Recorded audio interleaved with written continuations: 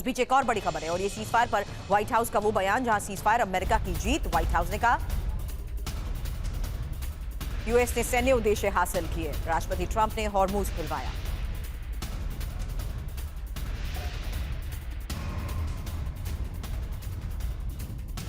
हालांकि आपको बता दें ये सीजफायर नहीं, ये ट्रंप की हार है और समझौते का प्रस्ताव अमेरिका की तरफ से। ईरान अंतिम समय तक जिद पर अड़ा रहा। हॉर्मूज के सामने ट्रंप की सेना भी असफल और ईरानी परमाणु प्रोग्राम अभी भी बरकरार। खामनेई की मौत लेकिन सत्ता परिवर्तन नहीं। ईरान पूरे अरब जगत को दहलाने में कामयाब भी रहा। अब सीजफायर के बाद इराक के बगदाद में जश्न की तस्वीर भी आई, जहां यूएस के सरेंडर को लेकर कैसे जश्न मना वो तस्वीर देखिए। बगदाद के तहरीर स्क्वायर पर जश्न की ये तस्वीर। जल्द एक और इन्फॉर्मेशन रखते हैं कि सीजफायर किसकी जीत किसकी हार, क्योंकि अमेरिका का दावा क्या है। और यहाँ देखिए अमेरिका का दावा है कि अमेरिका और राष्ट्रपति ट्रंप की ये बड़ी जीत है, जबकि ईरान दावा कर रहा है कि ईरान का यूरेनियम संवर्धन आगे भी जारी रहेगा। अमेरिका का दावा, अमेरिका की महान सेना ने ये कर दिखाया है, जबकि ईरान का दावा कि हॉर्मूज पर ईरान और ओमान का ही कंट्रोल रहेगा, कब्जा रहेगा। ईरान ने तो दावा ये भी कर दिया कि हॉर्मूज के लिए ईरान हर जहाज से फीस लेगा, जबकि अमेरिका ने दावा किया कि 4 से 6 हफ्ते ही ऑपरेशन चलने का अनुमान था। अमेरिका ने तो इस बीच ये भी दावा किया कि ऑपरेशन एपिक फ्यूरी पर ट्रंप का अनुमान था, और जबकि ईरान का ये दावा कि ईरान की शर्तों पर अमेरिका को झुकना पड़ा। एक और ईरान की तरफ से दावा किया गया कि हमारी 10 शर्तें मानना अमेरिका की मजबूरी बन चुकी है, जबकि मुख्य सैन्य उद्देश्यों को हमने हासिल कर लिया है। एक और बड़ी बात, जहां ईरान ने इन दावों के बीच नुकसान की भरपाई को लेकर भी बात कही है, जबकि राष्ट्रपति ट्रंप ने हॉर्मूज स्ट्रेट को खुलवा दिया। अमेरिका और व्हाइट हाउस की तरफ से यही बड़ा दावा किया गया है।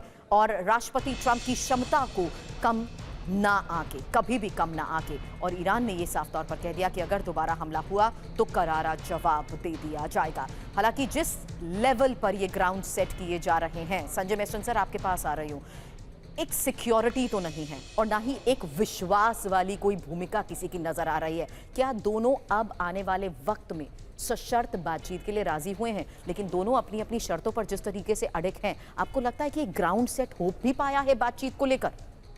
किसी को विश्वास? देखिए, मेरे को लगता है कि ये ऐसे ही चलेगा और ये ट्रस्ट फैक्टर तो बिल्कुल नहीं है। ये देखिए, ईगो की लड़ाई हो रही थी और ईगो की लड़ाई में भी अगर मैं बोलूं तो ईरान का पलड़ा भारी है, और ऑन ग्राउंड अगर मिलिट्री लड़ाई भी देखें तो ईरान का पलड़ा भारी रहा है, उसमें कोई शक नहीं है।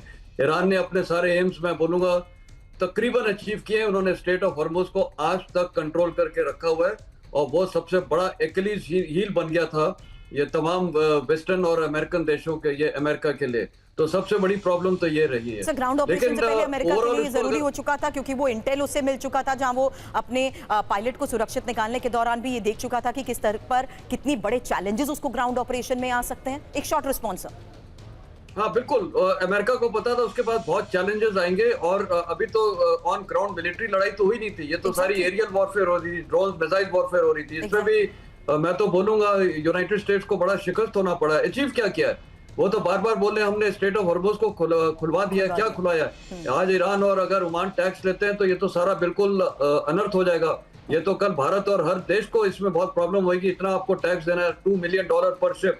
दूसरा, अब तो मेरे को लगता है ये इसके साथ साथ चीन की भी जीत हुई है, क्योंकि ट्रंप ने ये स्टेटमेंट दिया है कि ये डील फैसिलिटेट तो कराई है पाकिस्तान ने, लेकिन इस डील को क्लोज सील किसने किया है? वो है चाइना को, और चाइना को तो अभी ईरान पे पूरा कंट्रोल है, तो स्टेट ऑफ हॉर्मुज में तो इनडायरेक्ट कंट्रोल चाइना का हो गया। बिल्कुल सर। तो इसमें अचीव तो मेरे ख्याल जो ये इनके ऑब्जेक्टिव थे कि चाइना को इनडायरेक्टली वहां से निकालेंगे, अमेरिका के वो फेल हो गया। शुरुआत में मैंने ये कहा था कि आने वाले 2 हफ्तों में क्या होगा, इस पर भी बहुत कुछ निर्भर करेगा बातचीत से पहले, क्योंकि अभी फिलहाल एक और खबर है और ये ईरान के लवान द्वीप पर जोरदार धमाके को लेकर खबर आई है। लवान द्वीप पर ही स्थित रिफाइनरी पर यह अटैक हुआ है और लवान द्वीप पर बैक टू बैक कई धमाकों को लेकर खबर।